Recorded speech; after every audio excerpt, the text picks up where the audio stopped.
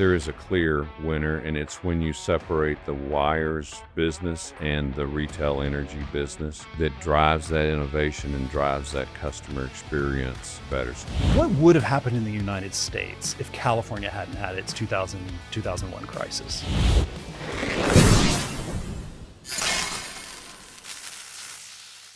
Thank you all for joining us. My name is Tanya Shepherd. I'm an SVP at CG Infinity, working in the energy and utilities practice.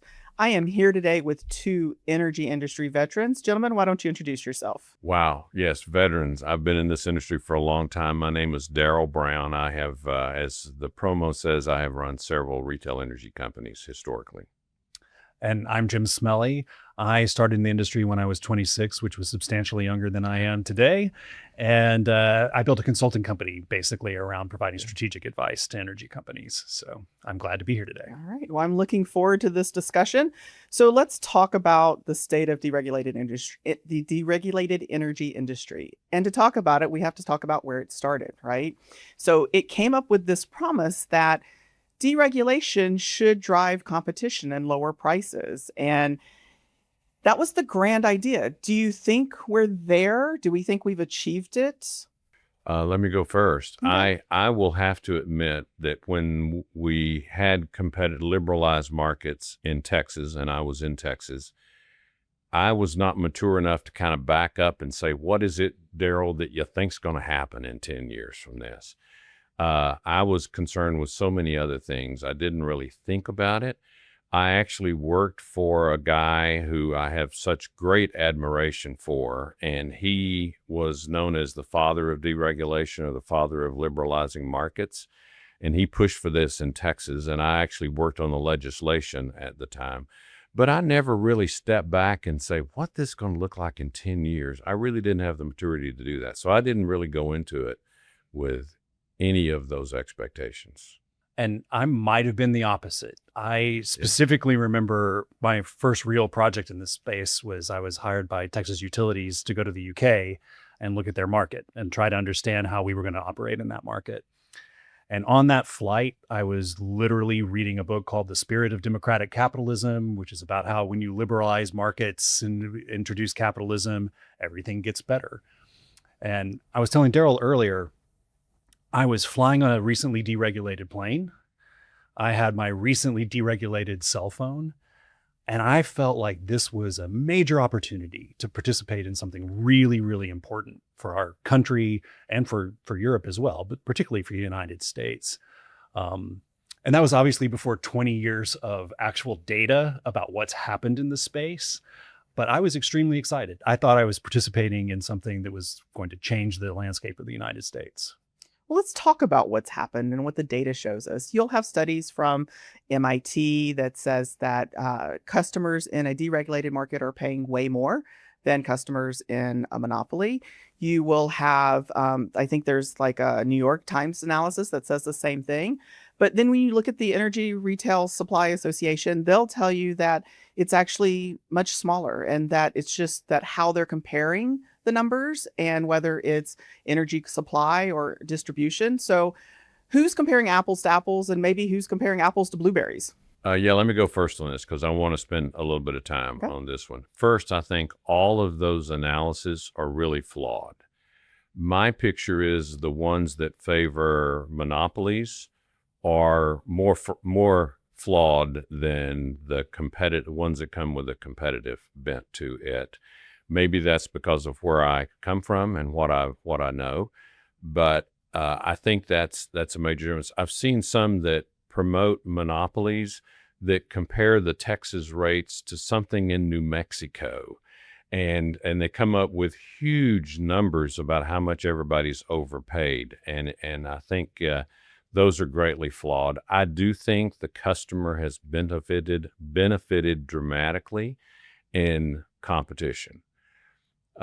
Point number 2 out of 3 is that everybody thinks about 2 models in the United States. There's a monopoly, which most states are under, most regions are under, and then there's competitive markets. And I kind of put it into 3 buckets. One is the monopoly, it's same as the other models. But the middle one I will call quasi-competitive. And in those markets, the utility that does the wires and the transmission lines and they also have a retail energy business. And when you have that, you're managing cost and putting costs in different buckets, and it's lots of ways to mess with those numbers, which really has an ability to drive down the utilities retail energy price because their costs are so low, they're making it up on their wire side. It's not really fair competition. The default service and everybody moves into a new house, they get the utility, and then we got to go in and steal them in the retail energy space. Another way to kind of look at this analysis in the great state of Texas, which is where we're in now, and if you can't tell, that's where I'm from, we really have two different markets.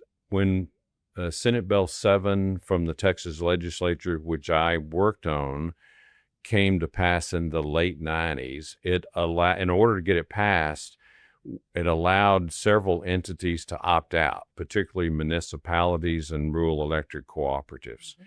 If you do, I think, a fair analysis within the ERCOT system, maybe the city of Austin, the city of Garland, the city of Lubbock used to be that, and they have now unopted out, if that's the right way to say it. I think that those analyses are very complicated because some of them, the municipal utilities even return money to the coffers of the city.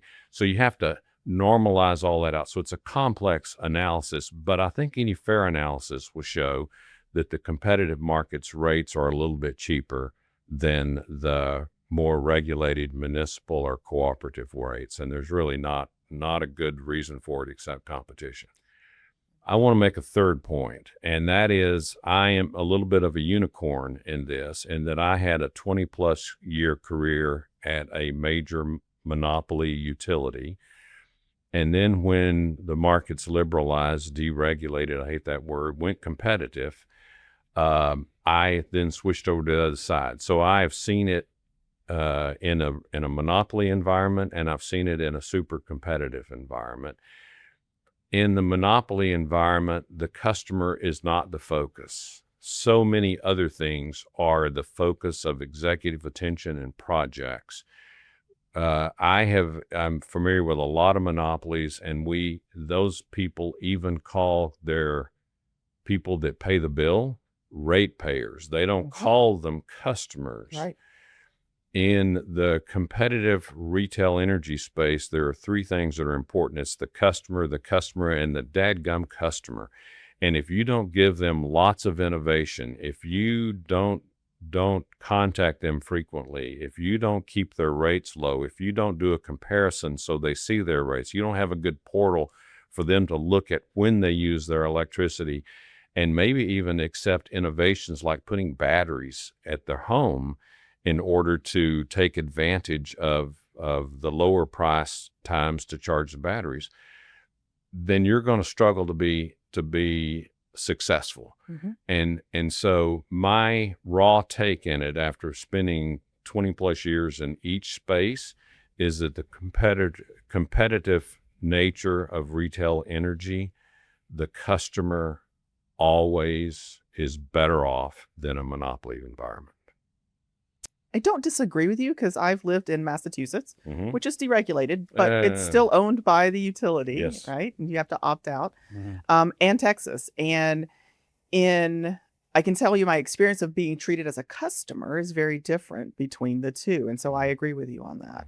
Jim, your take on it? Well, and I live now in Colorado, and I can tell you the difference of being treated by a monopoly is definitely different than I miss the ability to choose a retail provider because they did pay more attention to you and gave you customized service to what you wanted. But to go back to your studies, so you had an MIT study, a New York Times study, and a industry study, basically, that sort of look like they contradict each other. And I'm not sure that they really do. I think this is similar to what Deryl was saying. They're looking at different buckets of things. And if you, for example, take California out of the mix, then you can show that some of the states that are deregulated or or competitive actually might have lower increase in prices over time. Or if you take Massachusetts out, maybe you could show the same thing. But I think the problem with that for me is, from a data perspective, if I can take out one state or one small geography, and that makes enough of a change in the data, then that means the signal in the original data was not very strong. Because if the signal in the original data was strong, then removing one particular state wouldn't have made such dramatic change. Right. And so I think that what we're really seeing is there is no major signal difference in price anyway. There might be in other things between the regulated and deregulated states. If there has been a slightly slower increase in prices in the competitive states, it is slight. Otherwise we would see a big difference. Do you think you see a difference between, if you break it down, supply versus transmission and distribution, and that the ratio between the two is different in a monopoly versus a competitive retail energy market? Well, I don't know if I'm directly answering your question, but one of the really hard things in this space is, let's say you're Washington State and you have massive amounts of hydroelectricity. It has nothing to do with your market structure, right? They're not a competitive market structure, but they have low energy prices in that state just because of their geography. And actually, Texas might be doing that now with solar, right? Texas is lowering its prices of electricity because it has huge amounts of unused land that it can put solar on. Those things may be much more important to your pricing than the actual market structure of the state, unless the market structure of the state is enabling things. And Texas does do that in some ways, particularly with solar. So Texas's market structure is enabling that. He brings up a great point, that it's hard to normalize all that stuff. Like the hydro in some areas is very different than the solar in Texas.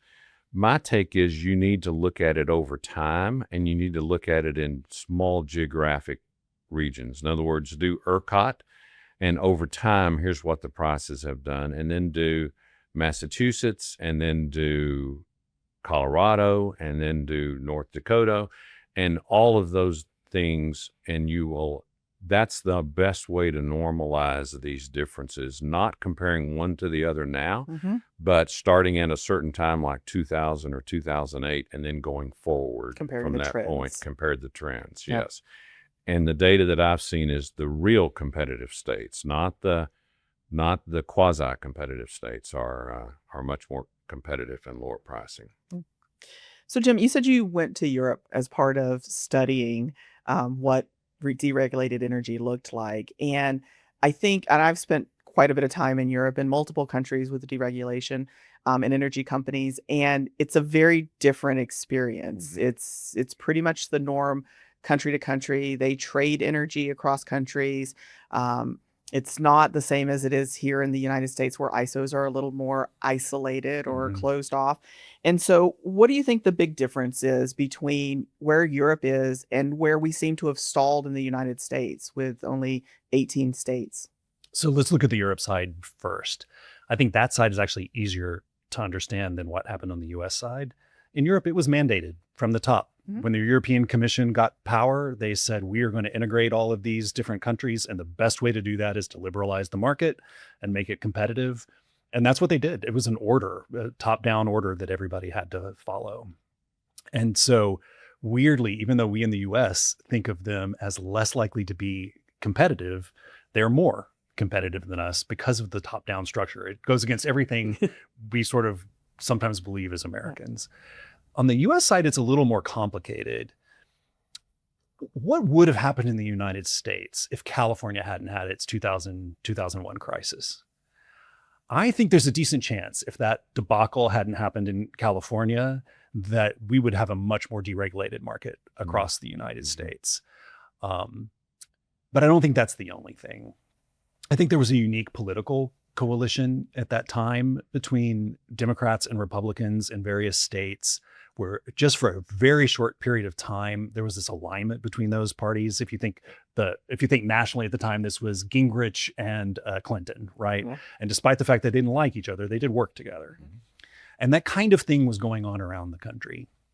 But now we don't really do that very well anymore. I can't imagine any state where enough of the the different kinds of parties and different kind of coalitions would come together to deregulate. There doesn't seem to be anybody doing that.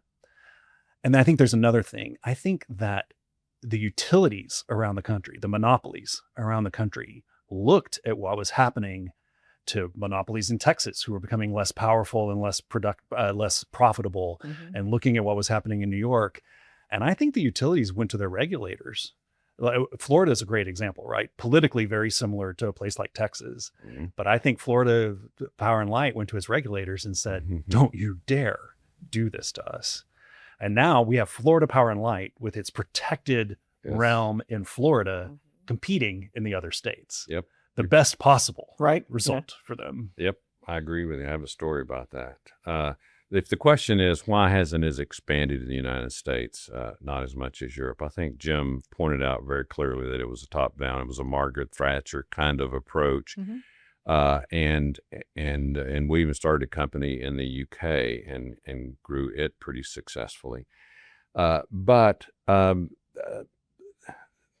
there is this concept of big utility, which is utility organizations are extremely politically powerful. My story is, and I may have some of the numbers wrong, and it's been a long time since I looked into the details, but in Florida, they have this capability where you can get a bunch of signatures, like 12 or 15% of the people in the state sign for something to go on the ballot, and it goes on the ballot.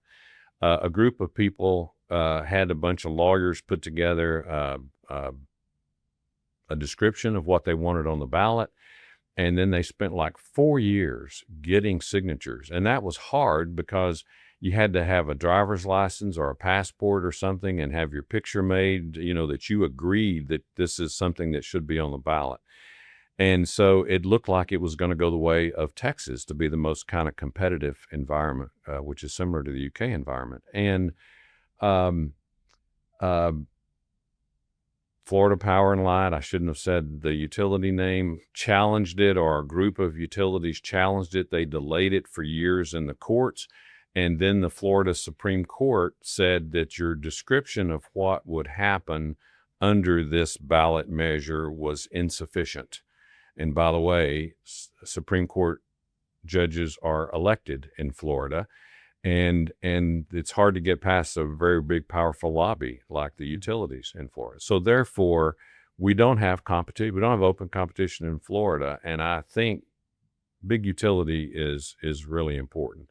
Another reason I think you haven't seen it expand dramatically is even though we went to a competitive environment, there were public utility commissions, public service commissions. Each state sometimes had different names for them, but the regulatory agencies didn't go away. It deregulated, so to speak, but the regulatory agencies stayed and have a huge influence over exactly how the bills need to look, exactly how everything needs to happen, exactly what you can charge for, what you can't charge for.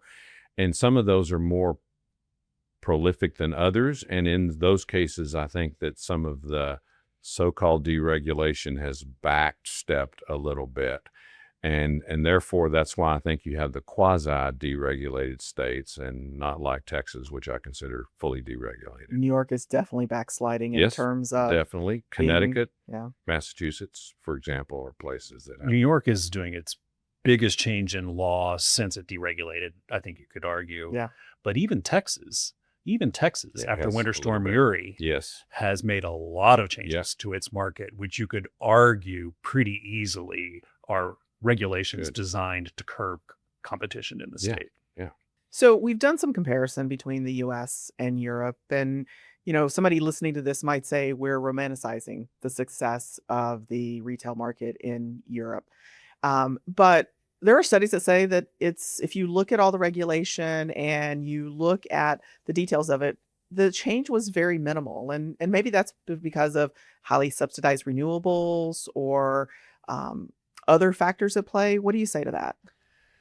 I think it's fair. It's hard to tease out what happened in Europe because Europe was doing two things simultaneously. They were going through this liberalization, competitive market, but they were also making a major change in their generation at the same time, right? So they were going full bore on renewables, and going full bore on renewables increased their costs. So how do you tease out what that cost increase was versus what it would have been had they been a monopoly? I don't think you can. I don't think you can really tell. Right. And so, but it is fair to say you shouldn't romanticize that market. They have pretty high pricing over there today across all of those countries. But what they also have is innovation. So in Greece, where I go a lot because I have family there, there are many homes there that already have balcony solar. So you have balcony solar, you attach it to the outside, you just plug it into the wall. They've had that for a long time. My state still doesn't. Your state still doesn't. Yeah. So there's some advantages that have happened from competition that might not necessarily just be price. Yeah. I think in Germany, balcony solar is so popular, it actually feeds the grid Wow. more often. That's amazing. Yeah. Right. And there's no state here that does that. Right. Right. Utah is leading, I think, at the moment, and they don't do anything like that. Yeah. There's only a handful of states that are allowing it, and with very limited rules. And understandably, with a lot of restrictions on what kind of equipment it can be, which in other countries have been a little bit more loose. Yep. Absolutely. The question is, do you see differences? Is one romanticized and the other? I don't. One of the main differences that we need to recognize is in the U.S., there is like 8 or 9 ISOs. And so those are the people that really need to lead the changes from a monopoly to a competitive environment. Mm-hmm. And so there's less than 10, I think. In Europe, there's like hundreds of those. Mm-hmm. In Germany, the ISOs are run by the cities. And it made that transition really complicated from a data management standpoint. How do you get the meter readings to the billing company? And it's very, very complicated. So there would be reasons why Europe would fall behind the U.S. in such implementation. It just hasn't happened.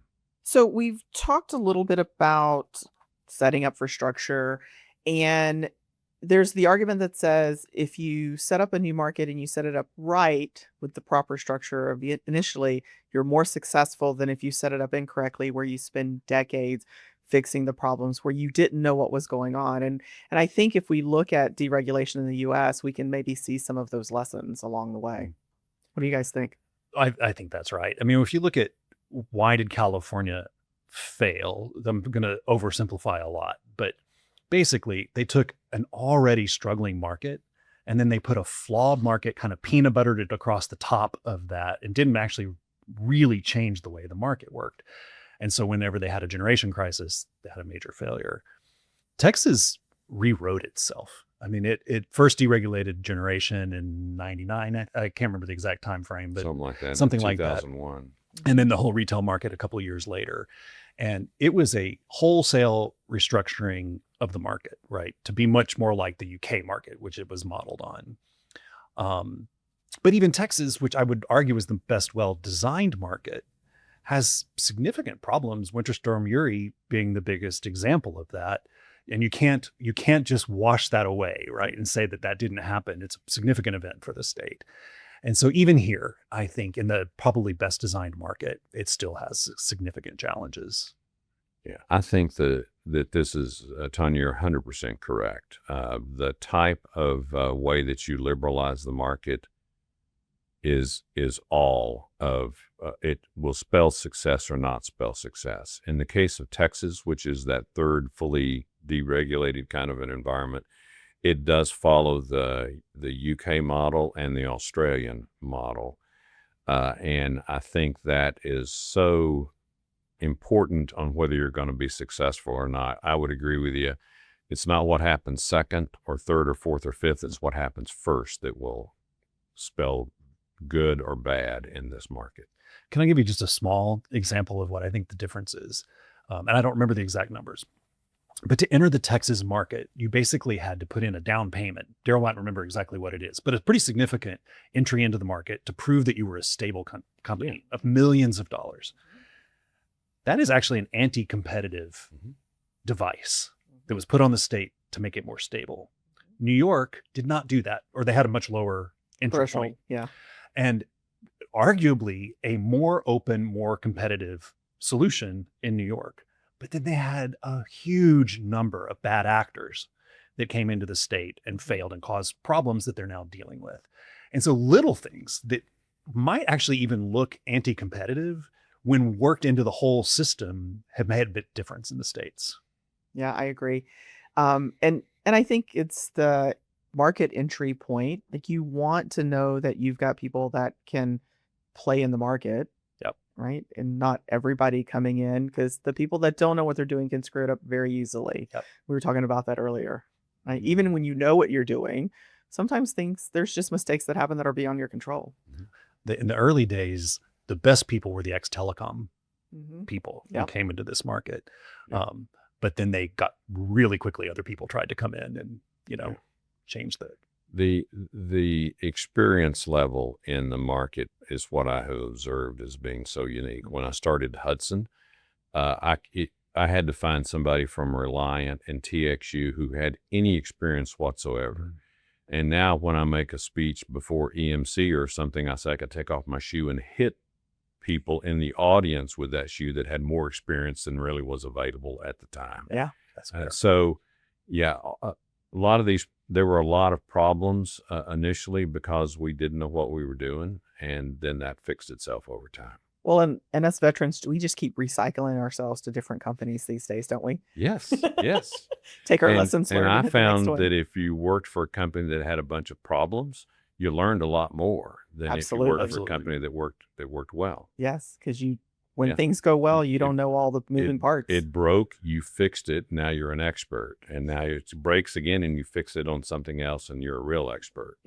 Well, and as Deryl was saying earlier, there's a difference in customer care between these states. I think there are huge lessons for the monopolies outside of the energy industry, especially in customer care, outside of the liberalized side, especially in customer care, and not treating people like a premise. Yes. You know what? My observation in that in Texas is even the places that are not competitive, they're encircled by competitive customers. So if you're an executive at the City of Austin Municipal Utility, and your customer can look a block away and see somebody that might be paying a little bit lower rate or they have a portal to their retail energy company, and they tell them how much the refrigerator's using and all that kind of stuff. It raises their game. I've seen San Antonio and Austin and Garland and some of those municipalities do what no other monopolies have been done because they're kind of encircled by competitive. Well, and you also get customers that have just residents that have been in other markets, right? Yep. Just across the And street, they and don't they had a different understand. experience, Right. and they're not understanding why they can't get the same, Mhm. and so they're pushing them to innovate, Mhm. which I think is great. It is good. Yeah. Competition raises all boats, actually. Absolutely. So if we look at how all the markets are structured, I think what I'm hearing is there's a clear winner in your eyes in terms of which model is best. I think it depends on what you're measuring. Okay. Because the thing everybody wants to measure is price. Yep. And on price, I don't think the signal is very strong. Deryl, I think, disagrees, but I don't think the signal is very strong. But I do think there's other advantages, right? I think that the innovation, the treating customers better, possibly reliability, which I think we might talk in a little bit, Mhm. We will. might have some advantages. If all you care about is what your bill is, I'm not sure you can actually say that. It's in the other things that matter. I think there is a clear winner, and it's when you separate the wires business and the retail energy business that drives that innovation and drives that customer experience better. So, yeah, I think, as I said earlier in my answer to one of the above questions, is I like option number 3, where you got monopoly, quasi-competitive, and ERCOT. I like the model in ERCOT where you separate the wires company and the retail company. Well, I remember when Ohio and First Energy was required to sell off their retail arm and have a strong separation between the two, and the changes. And it's a pretty good market now, Yeah. by the way. Yeah. So you mentioned reliability. So let's talk about it, right? So some will say that the reliability, you'll have some that argue that in a monopoly, they can focus on the lines, they can focus on generation, and so those are more reliable than in a competitive market space where maybe it's driving innovation.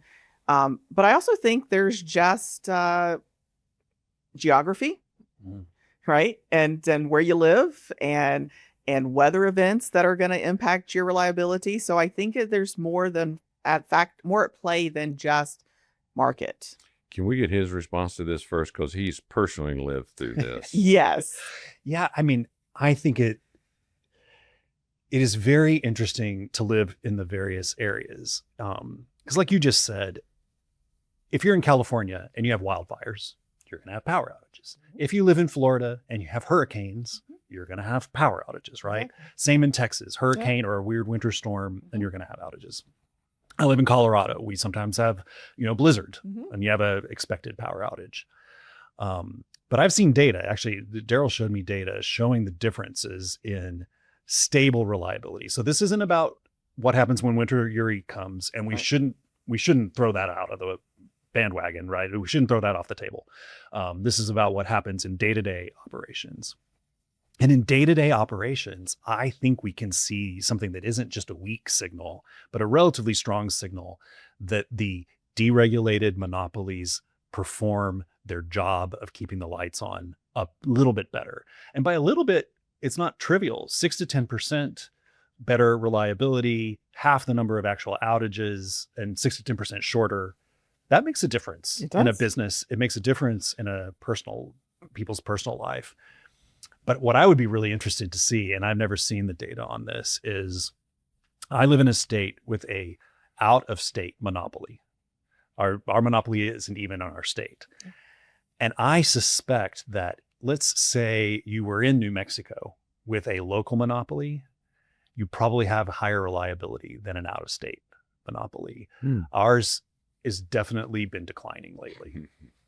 And I have personal experience of that, but we won't go into the details of it today. I think that the evidence is pretty clear, and I agree with Jim. And I would prefer, instead of comparing one state to another, or all of the regulated and all of the deregulated states, is compare the same geographic location over time. And to me, there is a clear trend that those states that separate the wires companies and the retail companies tend to have a better improvement in their stable outage stuff that they call SAIDI. And the one that has improved the most is the state of Texas. And I think it just makes sense. If you're an executive in a large monopoly utility, you've got so many things to worry about. If you run a wires company, then dadgum, that's what your job is. That's what your responsibility is. You don't have to worry about, the generation mix between coal and natural gas. You worry about your reliability and how quickly you get things fixed. And so I think it would just be natural that those that separate the wires business and the retail business would be more proficient in running the wires business. So Deryl thinks this is essentially a management thing, right? Like that the reason for the difference is that the executives and the people can focus. I agree with him that there does seem to be a better reliability in the more deregulated states, particularly Texas. I think it's a different cause, though. When I lived in Texas, I got my first smart meter installed at my house, I think in 2003, because Texas needed all that data to properly bill people, and they installed that technology really early. I got mine in Denver 2 years ago. Wow. Right. And so they, in my monopoly, was unable to see at the level of detail all of the problems going on the network, whereas the ones in Texas have been looking at that data for 20 years now.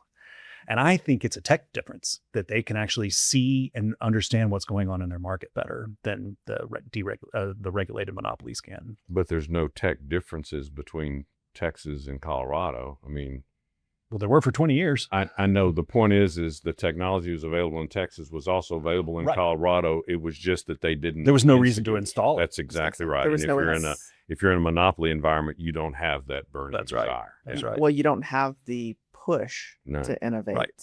Right. In fact, the best thing you can do is run an asset for as long as you absolutely can. Do nothing. Right. Yeah. Yeah, absolutely. Yeah. Because we've seen lots of utilities take on major projects, right, especially around tech, and have major troubles. Yes, of course. Absolutely. Yeah.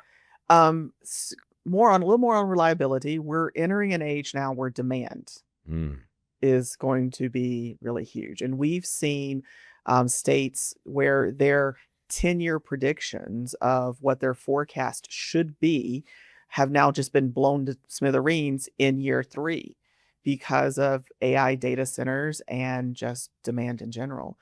So, which system, right? Which market is better equipped to deal with these changes? Is it the one of the deregulated markets, the monopolies, somewhere in between? It depends on what you want to happen.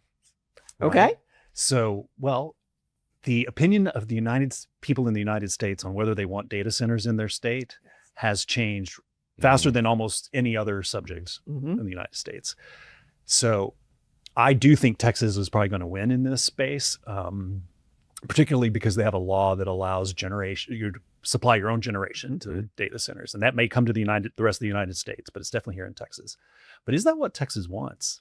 I'm not sure if you asked its citizens whether they want a data center to take over all of their corners. Right. Not in my neighborhood, right? Right. Yeah. Right. And so it depends on which thing you want. I suspect Texas will go fastest, and we'll see if its citizens are happy about that decision. I reject the sky is falling kind of approach to data centers. I noticed that just the last couple of days, Chevron announced a deal with Microsoft or Meta, can't remember, but they're putting together a large data center in West Texas in the Permian Basin that Chevron is going to supply natural gas to the large power plant at the data center site.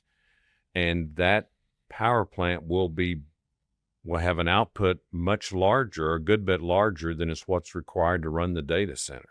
And so therefore that power plant will be giving power back to the grid. It'll be connected to the grid, not so it can get power, but so it can supply the grid power. So everybody's concerned about prices are going to skyrocket because demand supply is going to be different. I don't know that I see it that way. I don't know that major money data centers are going to rely on a grid power that's expensive and problematic. And so I think you'll see most of them building their own power stations associated with it. The other thing is, and Jim would know more about this in the technology, but chips continue to get better and better. And right now you're putting together data centers that have some kind of an efficiency ratio of the amount of kilowatts in and the amount of bits or bytes or processing power that comes with it. And that's what they're building. They're saying, okay, we're going to have this much power, processing power, therefore it's going to take this. And in the future, you will be able to do that more efficiently. Now, I don't have the same feelings about the water. I mean, people that have problems with data center have a power problem and a water concern. I don't think that the power problem, I kind of reject the sky is falling approach. I think that the competitive nature of the industry, that will all work its way out. I agree Texas will be a major spot for them, not only because of the business climate in the state, but also the availability of natural gas and lignite coal and some of those kinds of things that will allow you to power those plants. And I expect to see small scale nuclear at those locations also. I was just in New York, and New York now is covered on every single street with electronic billboards, some of them as high as the skyscrapers now. And I was reminded of an old graph that shows the price of producing light over time. And basically the price of producing light over the time of the last 100 years has dropped to almost nothing, right? And so producing light has become so cheap that I could spray a billboard with it to advertise the most silly, ridiculous things you've ever seen. And that happens with almost all of our tech. I do think it's going to happen with the chips. I think, if you'd asked us 5 years ago what the biggest problem for our grid was going to be, people would probably said electric cars. That now seems trivial in comparison to the data center thing. But I think the data centers consumption of electricity is going to go down at least per unit. Now we may keep installing so much of it because it's useful, but even on the water thing, NVIDIA just this week, I'm going to say maybe it was 2 weeks ago, showed a new self-contained AI system that basically uses, I think it's 100% less water. It can't be 100%, but massively less water, and runs at a much higher temperature, so you don't have to cool it as much. Humans are pretty innovative. So in the long run, my guess is we don't have a huge problem. We might have a transition problem and the transition problem could be a decade of really tough trying to figure out how we balance installation of electricity and its use. But do you think we'll get to a point where we're reducing more than we actually need? Producing more power or more power? I'm an optimist on this, and I'm an optimist because the AI side, I think, will help us figure out new ways of producing energy more efficiently. I'm not saying it's going to come up with a new fusion thing, but it's going to show us how to run a power plant better. Yeah, I agree. Great. Hopefully more energy efficient along the way too. Yes. All right. Okay, gentlemen. I'm going to ask you to put your money where your model is. With all of your experience and all of your knowledge. I ask you today to invest your money into a company. Are you going to do it in a monopoly? Are you going to do it in deregulated energy? Or are you going to do it in Deryl's quasi example? I want him to go first on this one too. Okay. This is not a hedge. I actually believe this. I don't think it matters. At the end of the day, I don't think that what really matters is the structure of the market, is how well that company is run. So I would invest in a well-run monopoly before I would invest in a badly run deregulated business, and vice versa, right? Both of those things would be true. Going back to the very beginning of this, I don't think you can see enough of a signal in the way that the markets work differently to make that decision on whether I would invest in Texas or Georgia. Right? All right, but management being the same, now you've got to pick one. I would pick a competitive company. Okay. Deryl? I love this question because it implies that I haven't made bets on these markets. And isn't your whole life a bet? Since the regulated utility space, yes. Now, I tend to bet on in the competitive market only. I have no investments, and I would not have any investments except maybe a little bit of dividend yield that you get out of the utility market in the regulated space. But the competitive deregulated space is much more advantageous. Is where I would put my money. Now, I will tell you I'm biased about that because I tend to put my money only in companies that I run. And so therefore I have much more control of it, or I'm involved in the running or the strategy of that company.